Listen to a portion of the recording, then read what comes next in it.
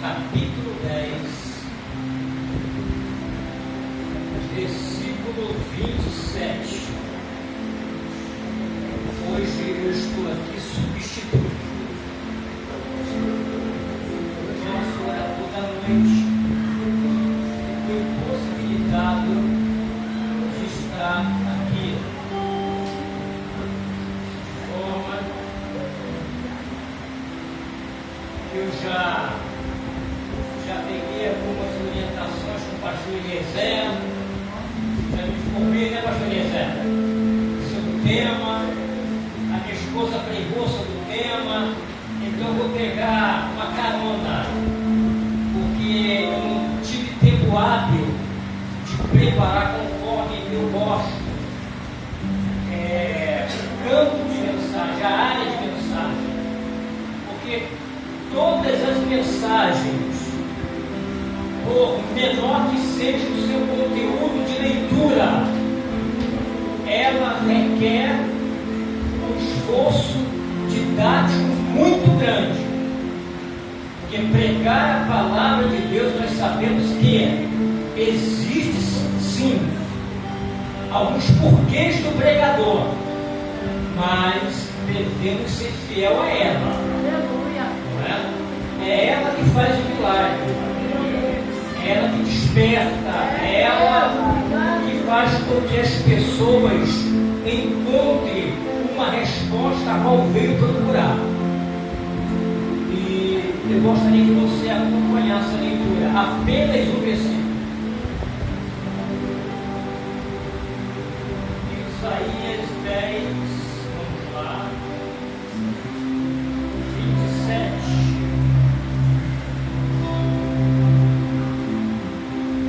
Assim diz a palavra do Senhor: acontecerá naqueles dias que a sua carga será tirada do teu ombro, e do seu jugo, e do seu pescoço será despedaçado por causa da unção. Por causa da unção não haverá mais jugo. Amém. Abaixe sua fronte, meus amados. Me acompanhe numa oração breve.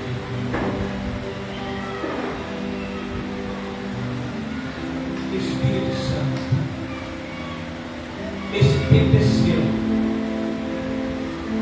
Compete o Senhor, nesse momento, falar em cada coração. Espírito Santo, que poder, que habilidade nós teríamos para ministrar com ousadia e com intrepidez, se não vier de sua parte a unção que precisamos. Portanto, Espírito Santo, despedaça o jugo da não compreensão da sua palavra. Coloca, ó Deus, por terra todo pensamento contrário que vem sobre nossas mentes e nos conceda um entendimento profundo e revelado daquilo que o Senhor quer comunicar à tua igreja nesta noite. Em nome do Senhor Jesus, eu creio. Aleluia. Amém. O pastor Eliezer, na vez passada, deu uma aula sobre o jugo, né, pastor Eliezer? essa coluna me deixa meio. Eu gosto de olhar para as pessoas. Ela me tira a possibilidade. Vamos lá. Eu vou pegar o seguinte, vou pegar o seguinte. E aí eu posso segurar um pouco mais. Vamos lá, metade.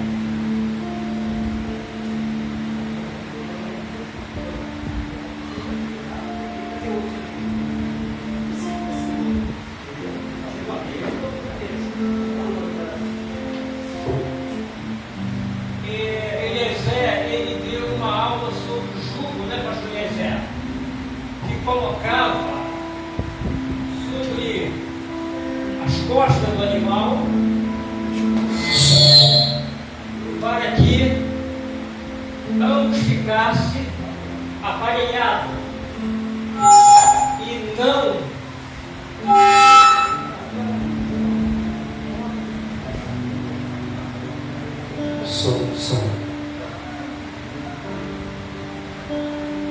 e não saísse da direção.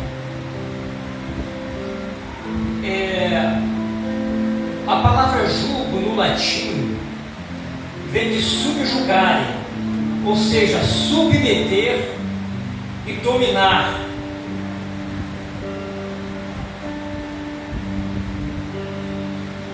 O que o profeta Isaías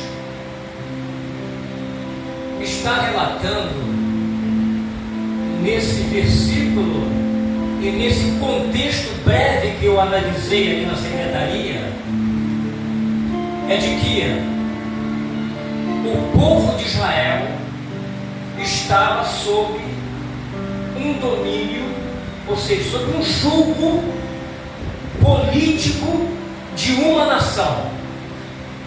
E essa nação seria qual nação? Os assírios, que estava tirando a liberdade, a paz daquelas pessoas. Era um jugo provocado pela desobediência, pela insubmissão às leis de Deus, os mandamentos de Deus. E é fato que quando a pessoa não se submete à vontade de Deus para a sua vida, ela briga, ela luta contra Deus, porque Deus a quer pela direita. Mesmo ela sabendo, ela trilha à esquerda, e isso vai se tornar para esta pessoa um jugo, uma opressão, uma opressão, e ela só vai sair desse jugo, dessa opressão, quando ela compreender e atentar que estava sob a desobediência dos mandamentos de Deus. E Deus permitia que algumas nações subjugavam Israel. Às vezes nós não compreendemos, em alguns pontos, Israel, uma nação escolhida, abençoada, separada, uma nação que era para ser uma nação vitoriosa em todos os momentos da vida, mas infelizmente não é desta forma que funciona. Nós precisamos estar atento a uma questão. Deus, Ele honra todas aquelas pessoas que se submetem e utiliza da palavra para decidir algumas situações da sua vida. Nós não podemos decidir particularmente sem orientação de Deus. Nós não podemos achar que somos independentes sem a participação de Deus. Não dá. Israel, eu vou correr o tempo, né? Israel estava sob um jugo muito sério dos assírios. Isso aconteceu por várias vezes. Primeiro foi com os egípcios, babilônicos, os assírios, os romanos. Era um jugo muito grande. Certamente nós estamos falando sobre um jugo político, não é? Sobre um jugo nacional. E assim entendia eles. Mas, na verdade, quando se fala em jugo no sentido espiritual, quer dizer uma opressão que uma pessoa está passando, uma dificuldade que uma pessoa está passando, está sob domínio de alguma força, e essa força é chamada de jugo. Eu posso perfeitamente compreender. O presbítero Sarmento falou, né? Ele ia pregar. Ele falou: não vou pregar agora porque eu preciso analisar, né? Porque há várias espécies de jugo, né? O jugo da desobediência, o jugo ou seja, pecado é a mesma coisa, né? O jugo do adultério, o jugo da idolatria, vários tipos de jugo que oprime a pessoa. O jugo que nós queremos nessa noite sintetizar é o jugo espiritual. Porque o ser humano, meus irmãos, ele tem um privilégio muito grande. Antes, precisa primeiro reconhecer que ele é devedor de Deus. É devedor, somos devedores de Deus, mas que pela infinita misericórdia de Deus, que nos amou de uma tal forma, nos garantiu a remissão na pessoa e no sacrifício de Jesus Cristo. E mediante a isso, nós precisamos compreender e aceitar que as nossas vidas têm que estar associada à palavra dele. Porque Deus, ele vela pela sua palavra, não é pela palavra do pregador. Não é pela palavra do pregador, porque o que se ouve vindo do altar é barbaridade. Onde marca a hora de bênção, onde coloca Deus na parede, onde fazem coisas terríveis que não tem nenhum respaldo bíblico. Eu estou muito tranquilo, pastor Luiz, sobre o futuro dessa igreja. Porque os altares brasileiros estão em crise, em declínio moral muito grande. Isso é fato, não podemos omitir isso. Hoje existe uma crise muito grande, mas a igreja que se coloca a primazia da palavra, onde se preocupa em doutrinar a igreja dentro dos parâmetros teológicos, bíblicos e apostólicos, pode ficar tranquilo. Possa ser que a pessoa não vai ver um grande ajuntamento, mas vamos observar uma igreja saudável, uma igreja sadia, uma igreja que ao olhar se percebe, não é? Se percebe o brilho do Espírito Santo. E isso é o mais importante. E o povo judeu estava, já na época de Jesus, sob o jugo do Império Romano. Um dos piores jugos. E quando Jesus veio sobre a terra, eu pensava de que Jesus iria libertar os judeus politicamente, iria eliminar o povo romano sobre a terra, tirar a subjugação de Israel dos romanos pela força, pelo mérito da força. Eles não entenderam. Certa vez, Jesus expulsou um espírito maligno de uma pessoa em Lucas 11:21, e alguns judeus falaram: ele expulsa esse demônio pelo sepulcro. Não entenderam a obra do Senhor Jesus. Jesus então falou de uma forma bastante fácil para compreender. Olha,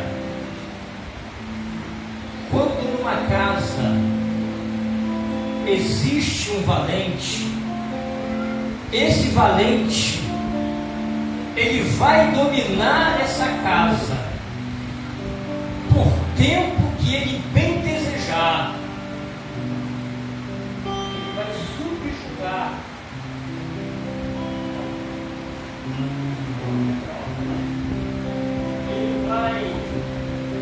Ele vai subjugar.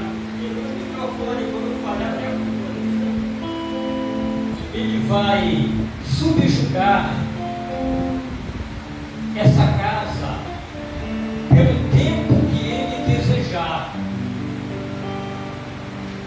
Mas chegando um mais valente do que ele tem que sair.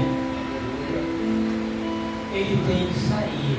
Ele tem que entregar as armas e deixar essa casa.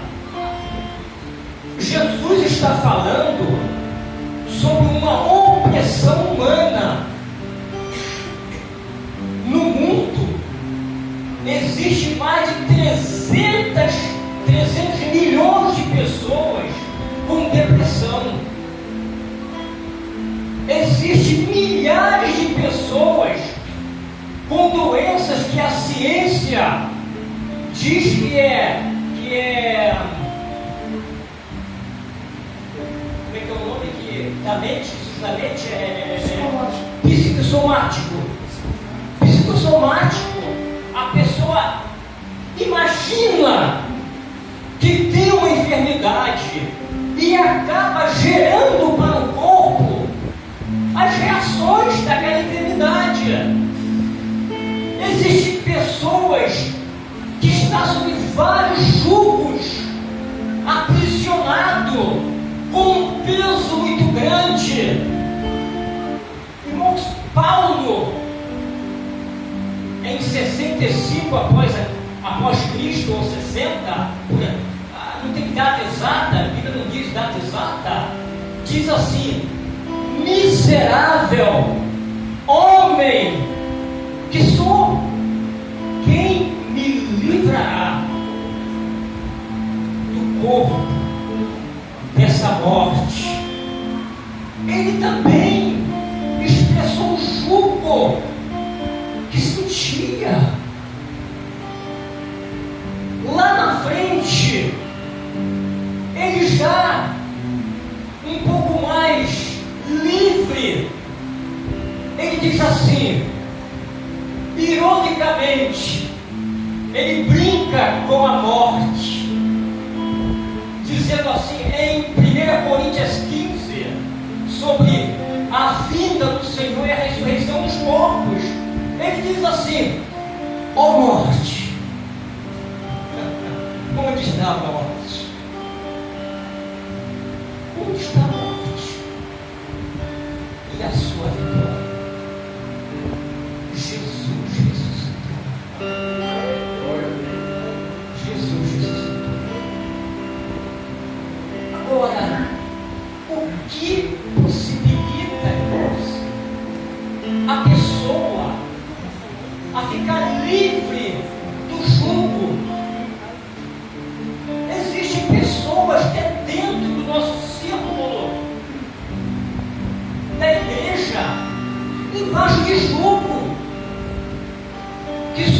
somente ela e Deus sabe. Mas por muitos é notado, por muitos é observado. Mas precisa ser liberto desse jugo, desse peso da opressão, da opressão. Irmãos, Deus é bom, Deus é maravilhoso. Ele diz em Isaías que a unção colocaria por terra o jugo. A unção de Deus, a manifestação do Altíssimo. E olha que quando Deus entra na batalha, Ele entra para dar vitória. Ele não entra para fazer uma visitinha, não. E quando Deus permitiu no passado que a Síria, que os egípcios, que os babilônicos, que os romanos submetessem o seu povo, que levava sobre si o seu nome, fosse oprimido, não quer dizer que Deus havia perdido o controle da história da humanidade, não. Deus permitia ressuscitar os inimigos para alertar, para acordar uma nação, para que elas pudessem voltar ao primeiro amor. E isso se repete. E isso se repete. Muitas pessoas às vezes caem em lutas constantes em suas vidas. Muitas pessoas enfrentam dificuldades absurdas. Eu digo aqui, muitas situações que nós enfrentamos da adversidade são naturais do dia a dia. Nós enfrentamos. Nós também podemos estar sendo, não é, agredido na forma espiritual, sendo alvo do diabo por algum tipo de ação, e nós precisamos estar alerta para identificar se a luta que nós estamos passando, okay, é permissiva ou é uma luta que surgiu de uma forma que precisa sair. Porque precisamos, em nome de Jesus, identificar essa luta. Porque existe muitos trabalhos de feitiçaria, macumbaria, existem muitas situações que às vezes os crentes não percebem e pensam que não pode ser algo, mas pode ser algo, sim. Pode ser algo, pode ser algo.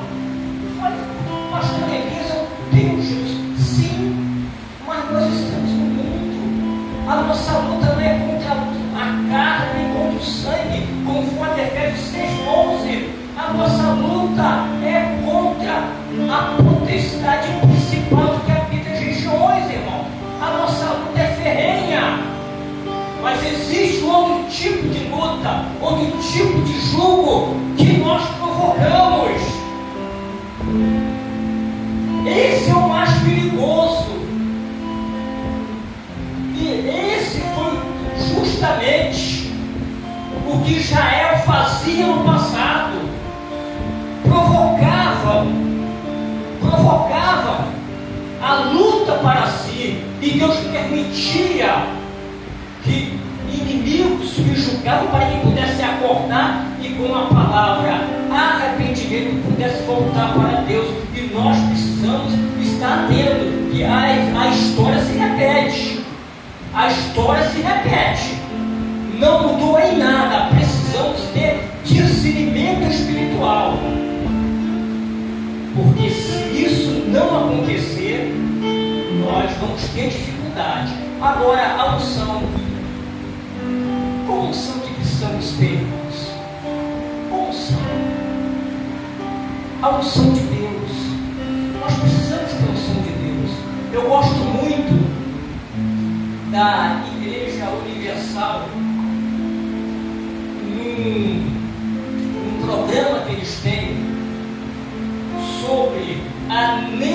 necessidade. Eu vou terminar agora.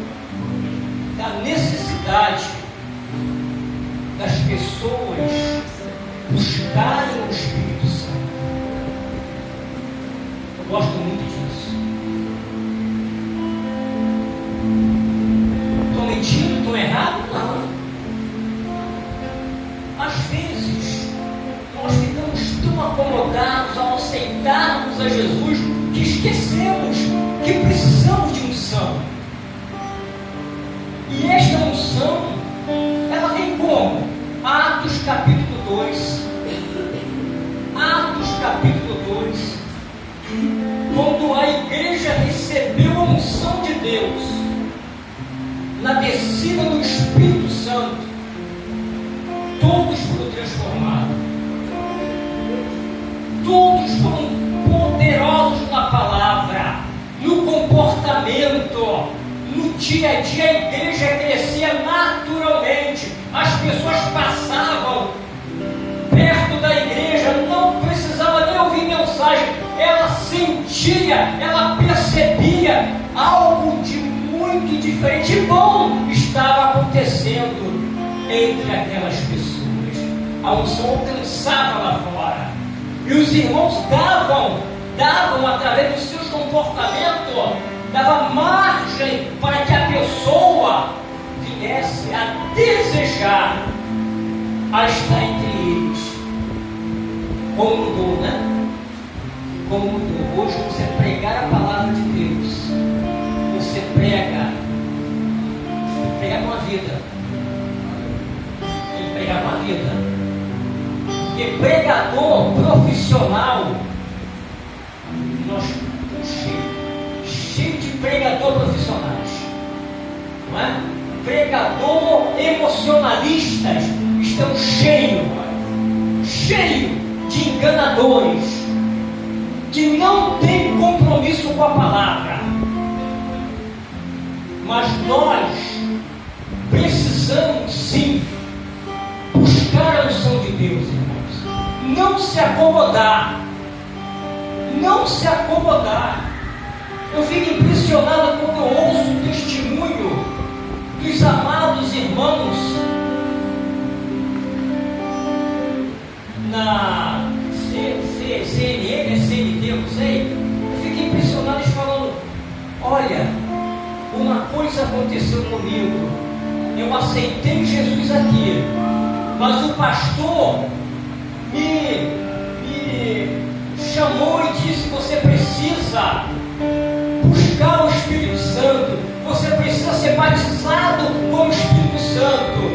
Eu na hora não percebi, mas eu via nas reuniões da busca do Espírito Santo, e eu fui batizado.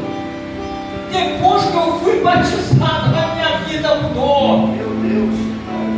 Irmãos, precisamos buscar. Somos muito acomodados. A unção está no Espírito Santo. A unção do Antigo Testamento, que vinha de uma forma adequada para aquela época, hoje vem através do Espírito Santo. Como, pastor, eu consigo a unção para despedaçar o jugo que eu enfrento?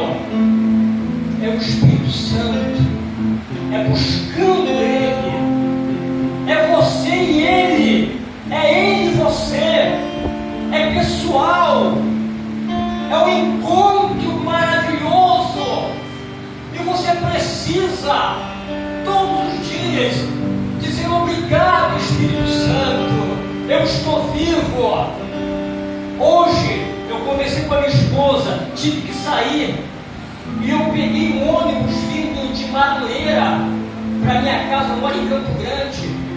Eu não gosto de pegar esse itinerário, Vila Aliança. Eu fujo, mas eu entrei no ônibus, itinerário Vila Aliança. Eu sempre, eu já estava saindo de casa, eu vou sair, vai diante de mim. Olha, irmãos, diante de Deus, quando chegou ali, próximo da Bambu, entra um homem fala para o motorista, entrou e saiu. Vila Aliança está fechado, não vai por lá. Aquele ônibus no itinerário de Vila Aliança saiu do percurso. E eu percebi, Senhor, eu tive um livramento aí. Eu tive um livramento hoje. O Espírito Santo falou comigo. Hoje eu te livrei. E todos estavam comigo. O Senhor falou a Abraão: por amor a uma pessoa eu não vou destruir. Eu tive um livramento hoje. Irmãos, eu não vou conseguir, já está tarde. Mas em nome do Senhor Jesus, busque o Espírito Santo, irmãos. Busque todos os dias. Gálatas 5. Analise também essa passagem. Gálatas 5. É o Espírito Santo que nos capacita a vencer o medo, a depressão, sabe? A dificuldade que nós temos de vencer a nós mesmos. Porque o nosso maior inimigo é a própria pessoa, somos nós. Porque a nossa natureza, ela é pecaminosa por natural. E somente com o poder do Espírito Santo podemos então subjugar a carne. Porque Paulo foi verdadeiro. Paulo, ele não era brincadeira. Miserável homem que sou. Miserável. Mas Paulo, mais adiante, ele percebeu que o poder do Espírito Santo o capacitava a vencer todas as dificuldades. E lá na frente, ele brincou até com a morte, né? Até com a morte. Ó morte, onde está você? Eu não estou vivendo mais. Cadê a sua força, morte? Cadê a sua força? Cadê o seu jugo, o seu poder? Já era.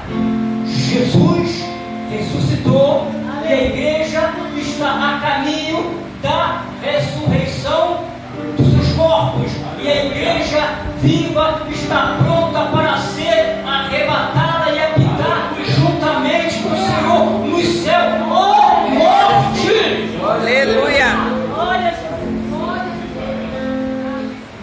Que Deus abençoe, meus amados irmãos. Me perdoe por não ter detalhado